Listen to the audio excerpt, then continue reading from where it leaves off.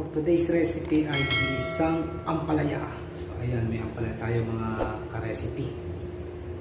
Kaya panoorin yung video ito. Ituturo ko sa inyo para hindi mapait ang ating ginisang ampalaya. Gayatin natin ang ating ampalaya, yung manipis lang ang gaya. So ayan.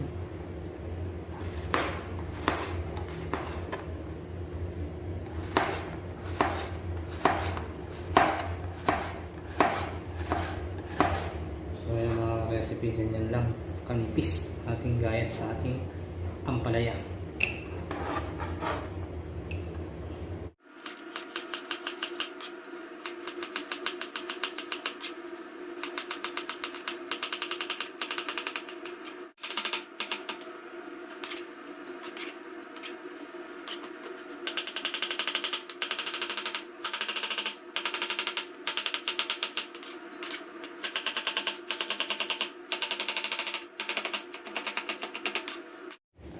Sunod naman natin mga ka-recipe, gayatin yung ating kamatis.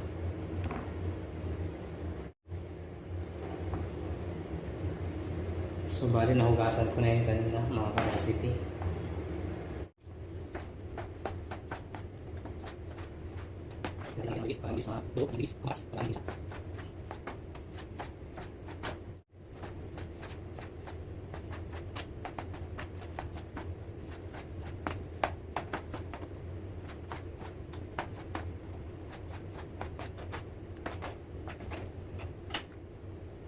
So ayan mga ka-recipe, maggisa na tayo para may turo ko sa inyo ang ginisang ampalaya na hindi mapait.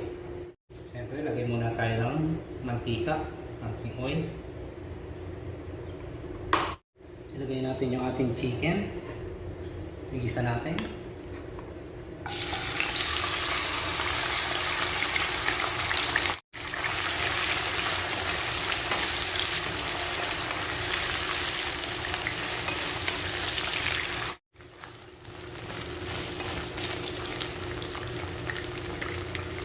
Tulog na natin yung garlic, mga ka-recipe, ating bawang. Maya sunod natin yung ating sibuyas. Sibuyas, mga ka-recipe.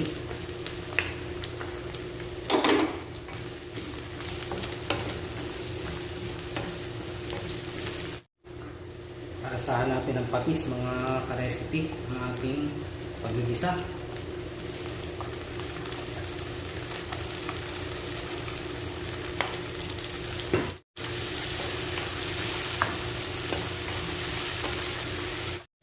Ito na mga ka-recipe yung aking diskarte sa ating ginisang ampalaya para hindi mapait. So damihan natin ng kamatis. So kaya ang daming kamatis.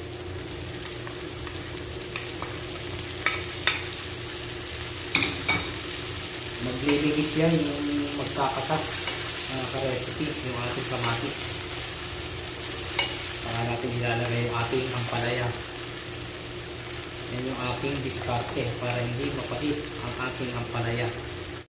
So ayan mga ka-recipe, kung makikita nyo kumakatas na yung ating kamatis. Maglilibis na siya. Ayan, nadudurog na.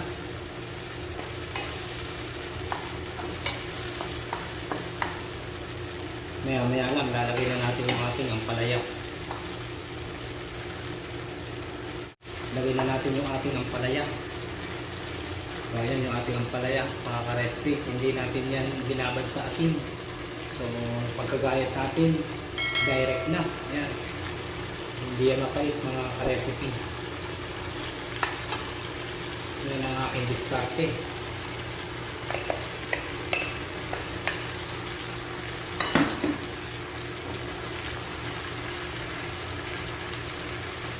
Ayan natin ganyan, saka natin haluin.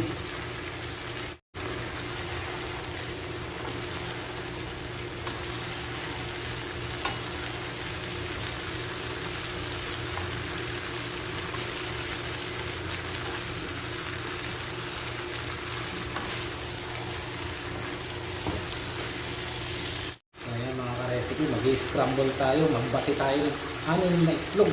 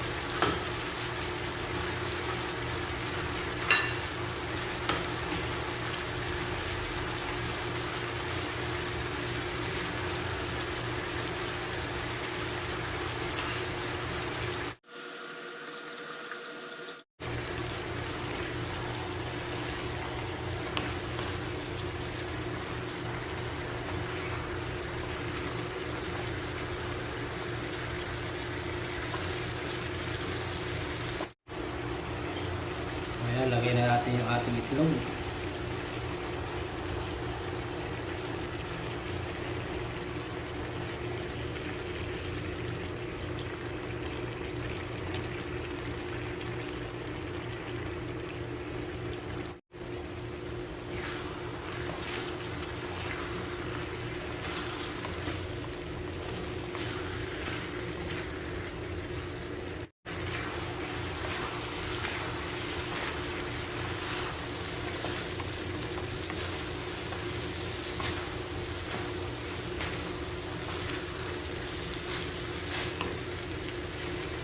Yan mga ka-recipe, oh. Pwede na nating patayin. Luto na yung ating ginisang ampalaya. So, patayin na natin at i-serve na.